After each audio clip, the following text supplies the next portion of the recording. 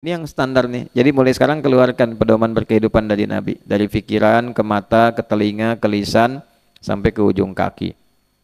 Jelas? Nah, nanti kalau sudah dapat kita itu, turun ampunan Allah, maka rahmat Allah dicurahkan. Yang sebesar apapun kalau rahmat turun, udah selesai semua. Itu yang dimaksud Quran surah ke 39 ayat 53. Yang semalam terjemahannya dibacakan oleh Mas Ami itu. Ya. Qul ya ibadiyalladzina asrafu ala anfusihim la taqnatu mir rahmatillah. Ingatlah teman-teman firman Allah di Quran surah 39 ayat 53. Masya Allah yang terjemahannya. Nah, ya kan semalam kan gitu. Kan? Qul katakan viralkan Muhammad SAW pada hamba-hambaku yang melimpah dosanya, israf. Israf itu berlebihan. Ya, udah tahu nasi kotak jatah satu tambah yang lain, tuh kan? Udah tahu gorengan cuman cireng tambah yang lain, tuh kan? Jatah satu tambah yang lain. Ya, darmaji lah. Ya kan? Nah, itu israf, ya kan? Tahu darmaji enggak? Nah, itu ya. Darmajinya daharnya pakai bahasa Jawa. Dahar 5 ngaku siji gitu ya. Makannya 5 ngakunya satu. Itu israf. Israf. Ya. Ngakunya cuman ngambil ayam, ternyata ayamnya numpang di Alphard, Alphardnya sekalian diambil, gitu kan? itu salah satu israf namanya. Ada israf dalam berdosa. Israf berdosa tuh gini, kalau nggak melakukan rasanya kurang lengkap. Kamu tahu nggak? Dia kemarin mencuri ini, oh yang benar, besok saya buktikan. Nah itu israf. Jadi kalau belum dikerjakan rasanya belum lengkap, semua dikerjain. Jahil iya, jahil dalam hal yang buruk, ya kan? Kemudian apalagi bikin hoax iya, mencuri iya, menipu iya, dikerjakan yang buruk-buruk itu. Hati-hati ya, ada beberapa dosa. Dosanya itu dia dosa menular. Jadi kalau dikerjakan bisa nular ke dosa lain atau ke orang lain. Hati-hati. Misal zina tuh, ya zina. Zina itu kalau sudah berlaku, udah kemana-mana tuh, bisa ke mabuk, bisa ke lain-lain dan sebagainya. Itu bahaya, itu bahaya. Pornografi, makanya hal-hal yang mendekati zina harus dijauhi. Wala taqrabuz zina. Taqrab di situ ke instrumennya, jangan didekati. Ya pornografi itu paling bahaya. Saya punya teman meriset, itu memindai salah satunya otak manusia itu gelombangnya. Beliau menyimpulkan dari hasil pindaian itu, dilihat, dicek, dan ahli tentang saraf, ahli tentang pergerakan otak, itu lebih bahaya pornografi dibandingkan dengan narkoba. Narkoba aja sudah bahaya luar biasa, pornografi di atas itu. Dan terekam terus, terbawa. Makanya jangan pernah dicoba. Ya, hati-hati. Apalagi nanti dari pornografi jadi porno aksi.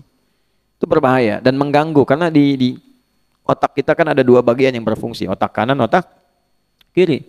Ya, otak kiri untuk memformulasikan rumus-rumus dan sebagainya. Otak kanan untuk imajinasi. Nah, imajinasi ini kadang-kadang lebih kuat dalam kondisi tertentu dan bisa berpengaruh kepada otak kiri.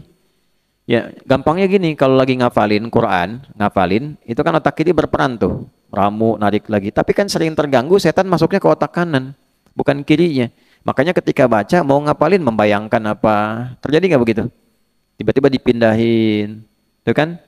Alif tuh baru ngaji tuh alif, tiba-tiba kata setan niba nih bagus tuh kan, atau dikasih bayang-bayang di luar.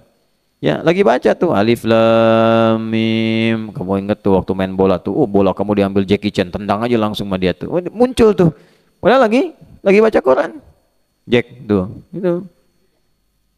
Ya, nah ini nggak mudah, ya nggak mudah.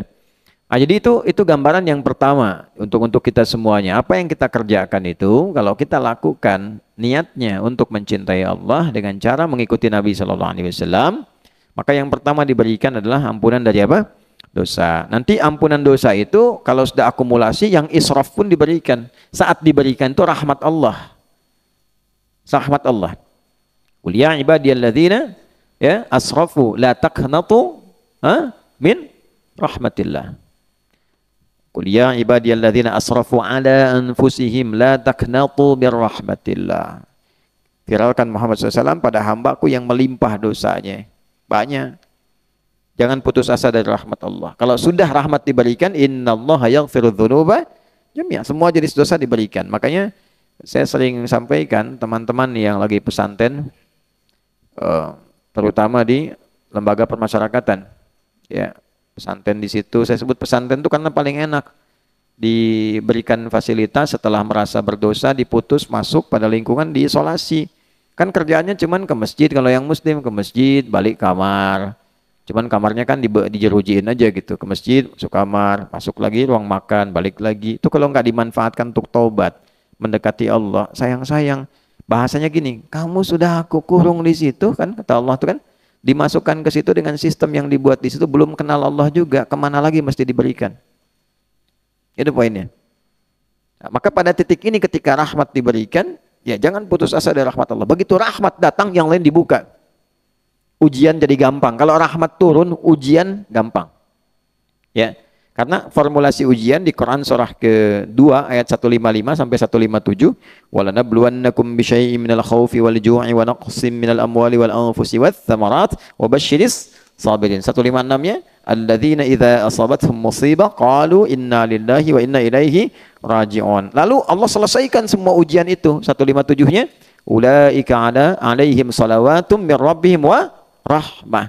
Begitu rahmat turun, wa ulaika humul muhtadun, solusi datang. Jadi kalau rahmat Allah itu sudah diberikan, mudah menghadapi masalah.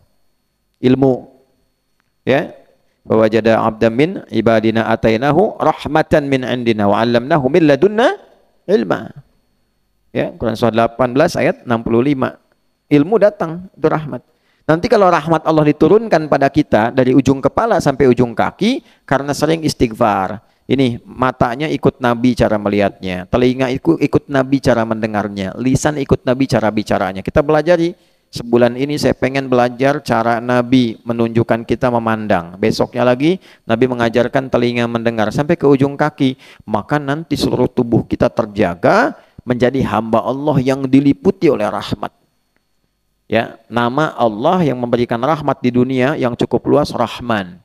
Hamba Allah Abdun, Abdurrahman. Dijamakkan karena bukan cuman 1-2. Bukan cuman Alwi yang pengen jadi Abdurrahman. Ya, Hanif juga pengen. Ya kan?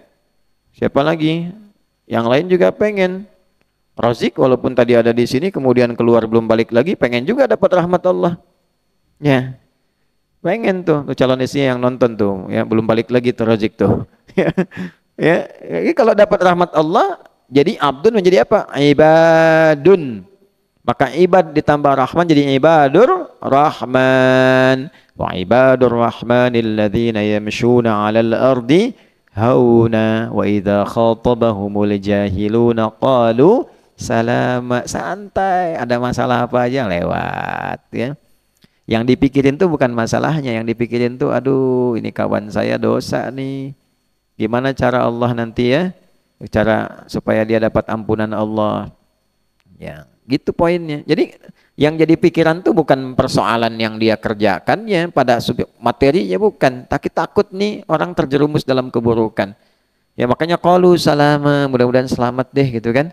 Nah, responnya baik-baik, itulah ibadur rahman. Itu kalau sudah dapat rahmat tuh begitu. Nah, ini standar. Jadi standar orang Islam itu mestinya kita semua, saya termasuk, saling mendoakan kita. Saya, Anda, kita semua itu saling menjaga supaya semua dapat rahmat Allah. Ya. Dalam konteks itulah tiap hari kita belajar satu-satu, dikit-dikit. Nanti setelah di standar ini dirinci per kasus. Misal kasusnya pengen naik di atas standar, lebih soleh.